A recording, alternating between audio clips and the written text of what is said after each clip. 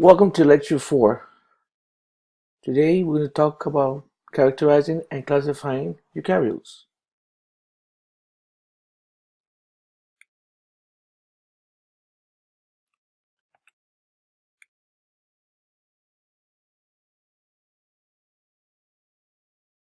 We're going to start talking about cell division, which is mitosis versus meiosis, and the different types of genomes and life cycles that we have in microbes.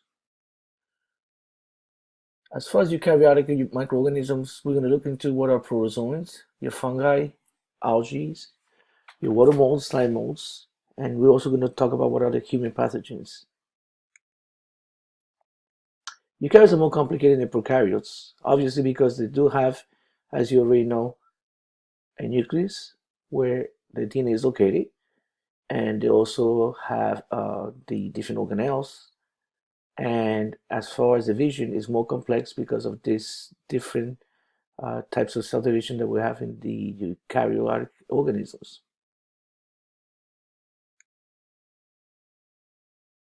What is the difference between mitosis versus meiosis? Mitosis, as you may remember, refers to single division of one cell into two cells, and when we look at meiosis, it's looking into sexual reproduction or replication rather from one cell, which ends up from diploid to 4 haploid cells.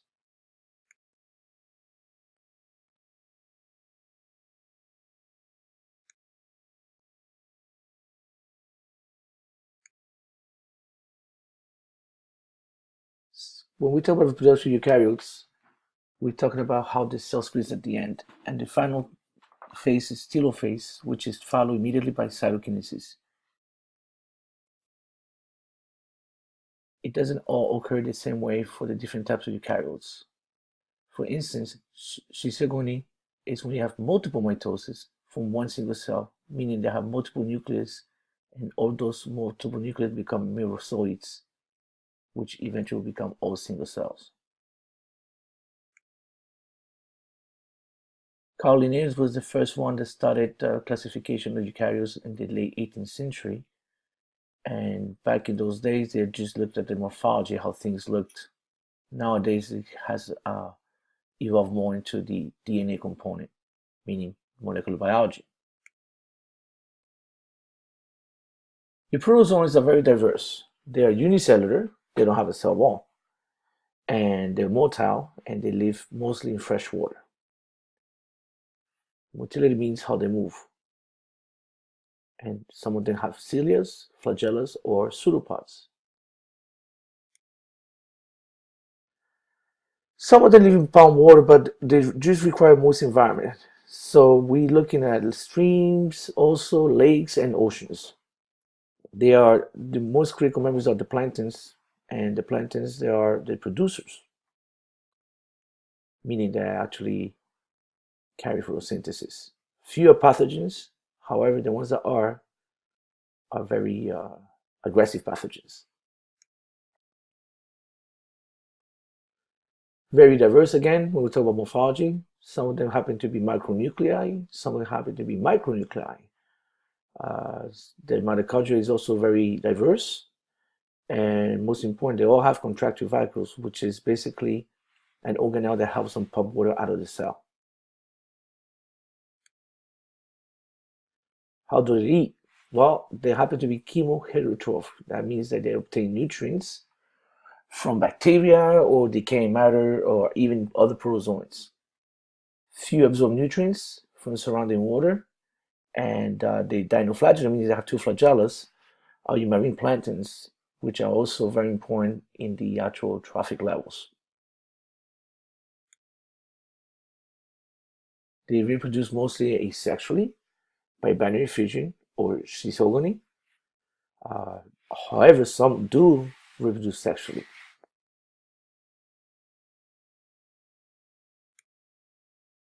How are they classified? Well, it has been updated because now they have a way to look at the ribosomal RNA, and the updated version that we have nowadays on classification is based on the 18S of the strands of the ribosomal RNA.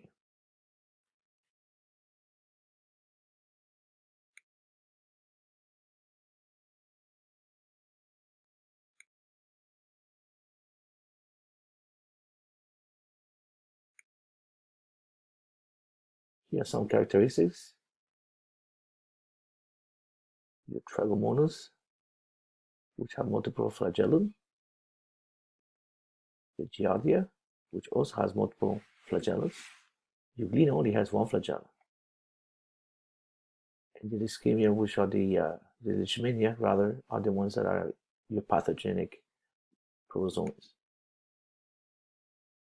Here are some examples of ciliates,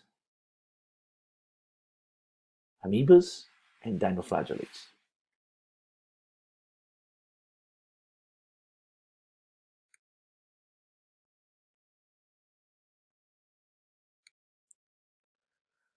Fungi.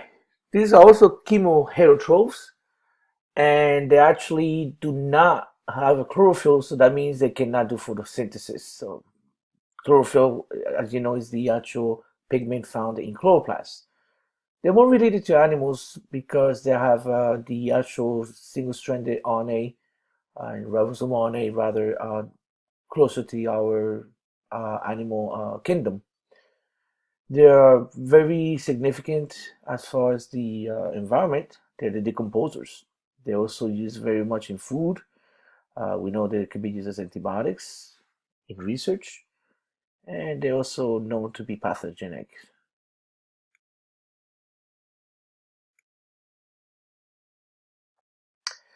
This is the actual vegetative growth. As you can see here, they have cell walls, which they call septum, and they actually duplicate through these actual mitosis separation. Saccharomyces actually duplicate differently. They do this by budding, and some other do it by releasing spores into the environment. Most of them are known as saprobes. That means the actual extracellular digestions of decaying material. They're decomposed, as I mentioned to you earlier. They are mostly aerobic. However, yeasts such as Saccharomyces cerevisiae happen to be facultative anaerobes, meaning they can live in aerobic and anaerobic environments. They all have some means of asexual reproduction. However, some of them even alternate between asexual and sexual reproduction depending in the presence of another fungi.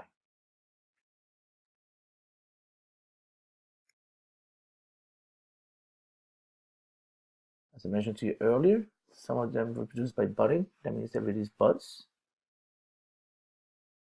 And others just do by mating through sexual reproduction. However, there's not such a thing as male and female here. They just call it positive and negative fungus. And the 4 basic steps are just very similar as mitosis.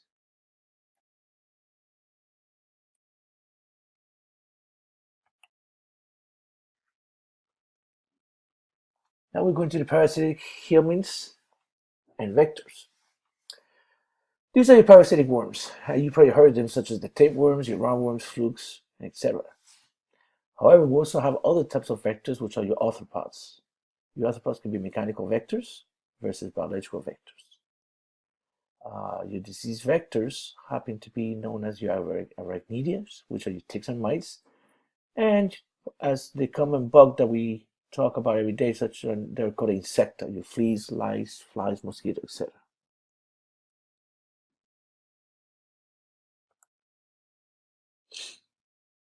Arachnids, 4 pair of legs. These are your ticks as the most important vectors. Vectors basically means that they can carry viruses from one from one source to another. Few are mice, and they can actually give you the rickettsia disease.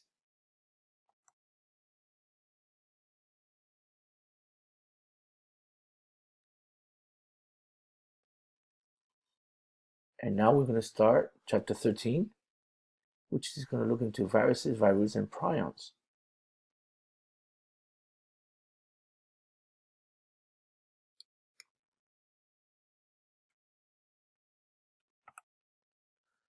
So what are viruses? Well, they are asexual, meaning they cannot live on their own. They need a host to actually replicate. Okay, they don't grow or respond to the environment since they are inside the actual host, which is known as an intracellular state. The sizes of your variants can be as large as 2,500 nanometers rather, and it could be as small as 24 nanometers, which is your picovirus. Although it's not labeled there, but that's how they call it.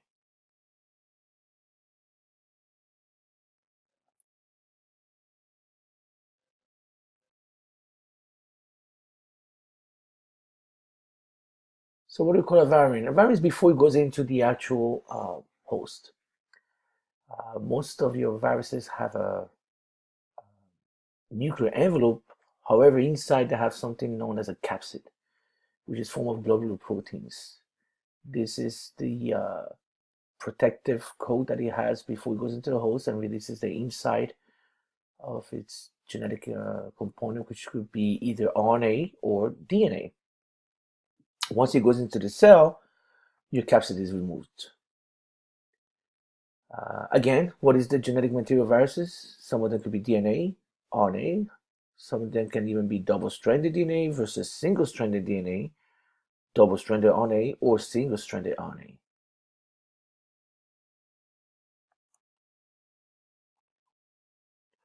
It is interesting to understand that most viruses infect a particular host cell, and the reason for that is because the surface proteins has specific sites that can only bind to the specific cell ligands that are also in the cell walls of the host. Therefore, that's why they can only get to into a particular host cell. However, some viruses happen to be generalists, meaning they can actually get into different kinds of cells and different types of hosts.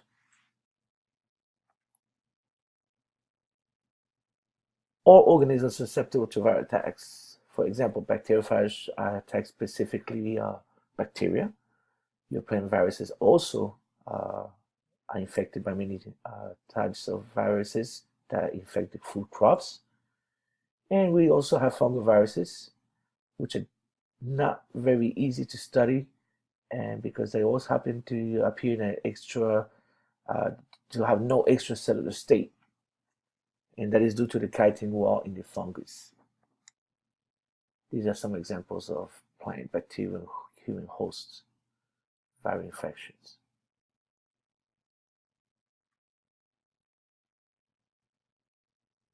The one that you here see on B, that happens to be the bacteriophage. And this is the HIV attacking the actual cell surface of your helper T cells.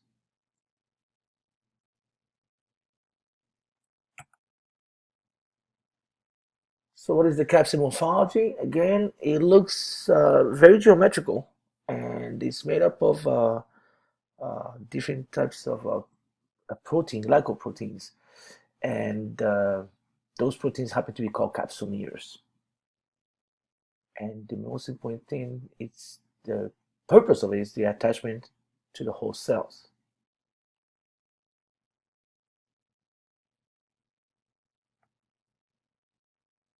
This is the bacteriophage that happens to attack E. coli, and the head and tail portion happen to be protein, but inside the head portion, which is what you see right here, is where the actual nucleic acid is located. The viral envelope is found not in all viruses, however, it happens to be acquired from host cells as they bud out of the cell. As you know, the cell has a phospholipid bilayer, and as they get out of the cell, they acquire that phospholipid bilayer, and the glycoproteins, the spikes, are actually the antennas which are going to be used to enter the nest cell.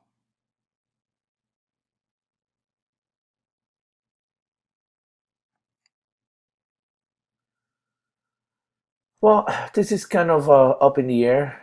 Some feel that viruses are living organisms, others don't agree.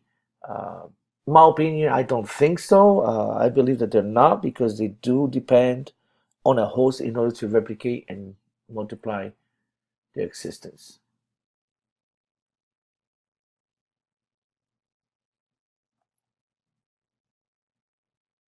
These are the families of human viruses.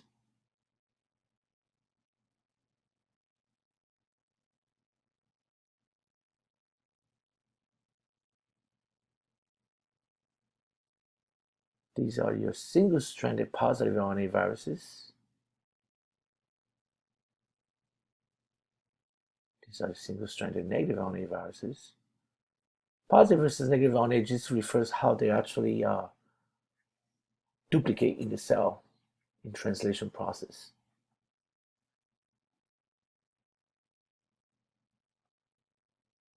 Your retroviruses and double-stranded RNA viruses.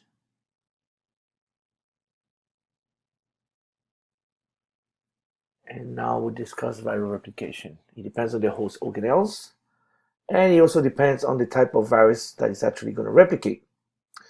We have something known as linear replication, and that basically has the 5 stages of the attachment, entry, synthesis, and then assembly and the release. So what happens here, the cell ends up dying because when it leaves the cell, it lyses the cell. Therefore, by lysing the cell wall, the host dies.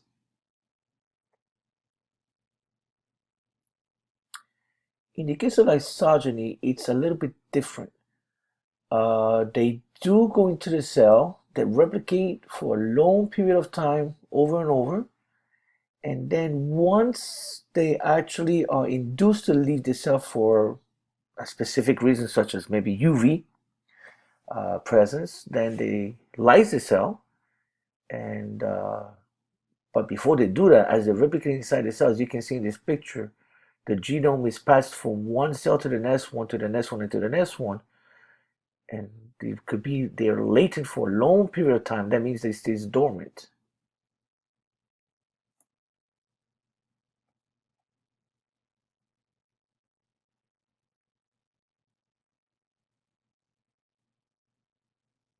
These are replication animal viruses, and that depends again on the type of virus that enters the cell, how they replicate. There are 3 mechanisms of animal viruses. The first one in A, you just see that it just enters the viral genome into the cell alone. And then in the case of membrane fusion, which is B, it goes with the actual envelope and the capsid enters, and after the capsid enters, then it uncodes the capsid basically dissolves. In endocytosis, the whole entire cell envelope enters, releases the capsid, and then the capsid dissolves, which is known as uncoating, so the viral gene can replicate.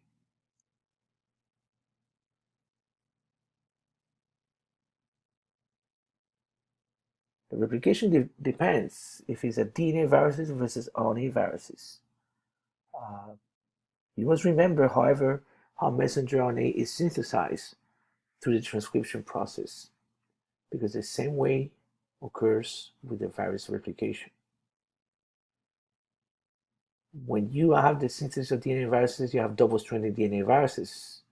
It works just about the same way when you replicate your own DNA with the use of DNA enzymes. There are some exceptions, however. As you know, DNA replication occurs in the nucleus of a cell, but the pox virus happens to replicate in the cytoplasm instead. And the hepatitis B virus replicates DNA from an RNA intermediate.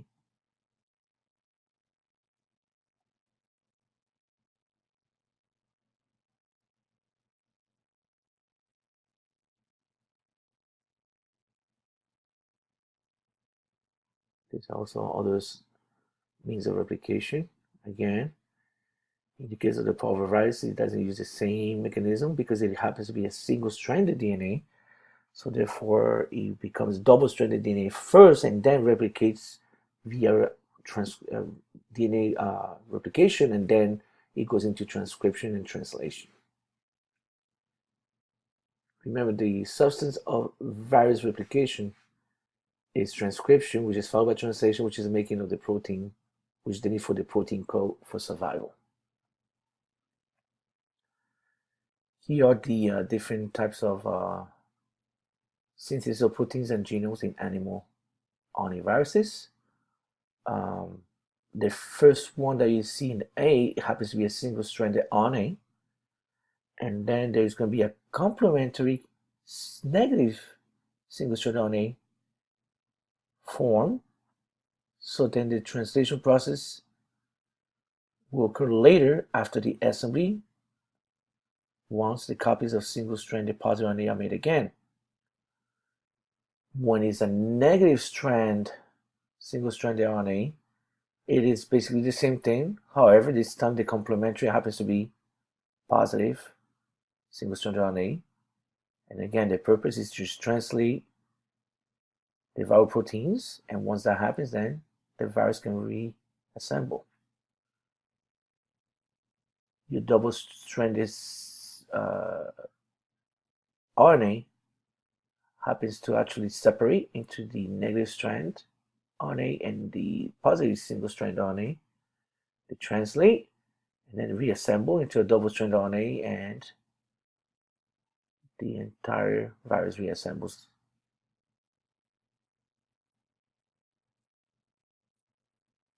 Your retrovirus happen to be an example of a retrovirus will be the one HIV. They are RNA, and once they actually are gonna become double-stranded DNA, they do the translation process, and then reverse transcriptase makes DNA become RNA one more time, and then they go and replicate that way. Most of your DNA viruses, as you already know, assemble the nucleus. RNA is solely in the cytoplasm, just like messenger RNA is in the cytoplasm. Your viruses depend on the size of the host. It depends on the health. So, the most healthy the host is, the more they can replicate. Your envelope viruses, you remember, they have a phospholipid bilayer, so they're released by budding, just like exocytosis. And this is what you see right here, the budding process.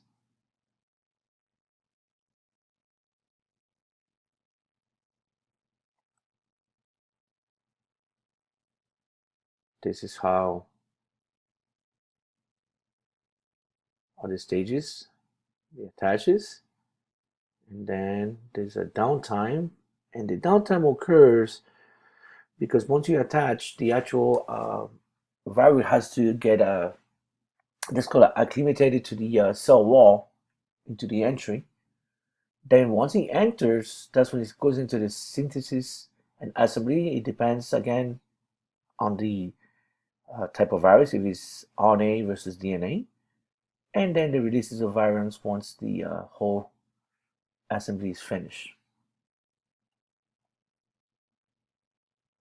Some animal viruses have to go to a latent stage. That means they become dormant. You have an example could be herpes virus. You may have a herpes virus type A or type 1 or type 2 rather, and you might have it, not even know you have it. It just stays in the host forever and not even rise up.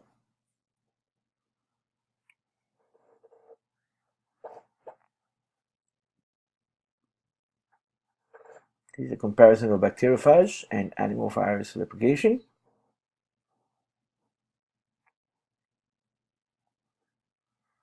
Some viruses happen to cause cancer, and as you remember, you have the cell cycle, which involves the interphase G1, S, and G2, and then you have the M stage, which refers to mitosis or meiosis. your cells happen to go into a G0 stage once you have terminated or finished duplicating the cells for a specific organ. Not all cells are in the G0 stage, but once they're in the G0 resting stage, they're not supposed to completely duplicate at all. They're supposed to stop. When things duplicate at the wrong time, it's called a tumor. And we refer to this as neoplasia. Benign tumor means that the actual tumor stays at the same location where it started. However, when you refer to cancer, we're referring to malignant tumors. And those are the ones that go through metastasis. And that basically means that tumors spread throughout the entire body. So what happens? How does the virus happen to cause cancer? The proto-oncogene is the one that sends a signal for the oncogene to start replicating, for the cell to start replicating, and that's supposed to be stopped. However, the virus inserts a promoter, and which makes a hit, and usually from the first hit nothing happens. The second hit is the one that actually induces the actual oncogene to start causing cell division. However, the tumor suppressor gene, which is what the one you see right here, is the one that stops this from happening. But once the virus also inserts an actual mutation into the repressor gene, then there is no stop. So you can think of this as a car with a stuck accelerator and the brakes don't work.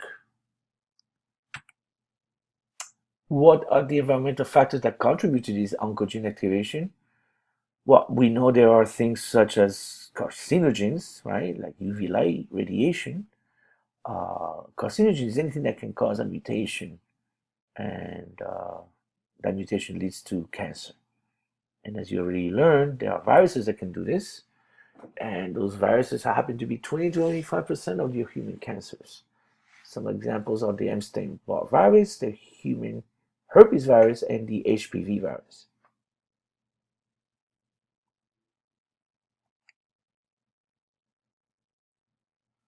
Virus cannot grow in standard media. It's very difficult to grow them.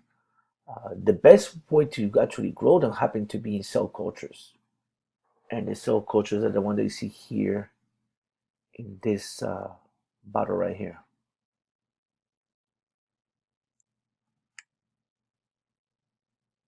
The viruses are grown in bacteria and liquid cultures or agar plates. However, the lysis of bacteria, when you grow in this plate, they form plaques. And this is known as your plaque assay. And you can actually see those plaques right here in the previous slide that we just talked about.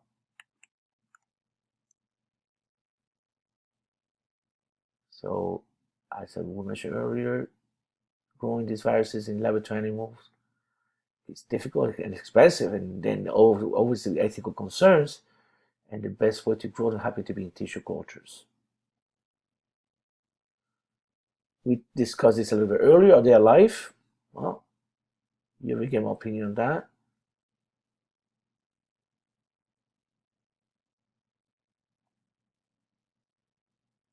Now we're going to go into viroids and prions. Viroids happen to be also considered viral, but they're extremely, very much smaller. Okay, and they are mostly pathogens in plants, similar to the RNA viruses, and they happen to be they are not linear, but they actually appear to be linear because of hydrogen bonding between them. Some of them also happen to affect fungus.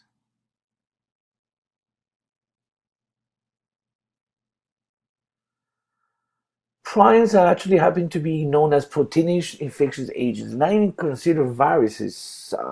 They are proteins. They're not RNA, they're not DNA.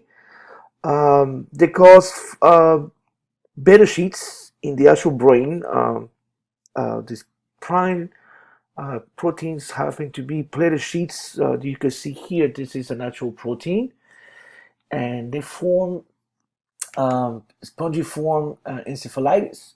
And there are large vacuoles in the brain, And this is what you see right here, a vacuole. And they showed up in the 80s, in the time that they started spreading through cows, and they would call this the mad cow disease. There's two types of mad cow disease. One happened to be in Britain, and the second then that started was in Japan. Your prions are very difficult to kill, and the only way to kill them actually is by incineration or with high amount of sodium chloride in an autoclave. And this will end lecture 4.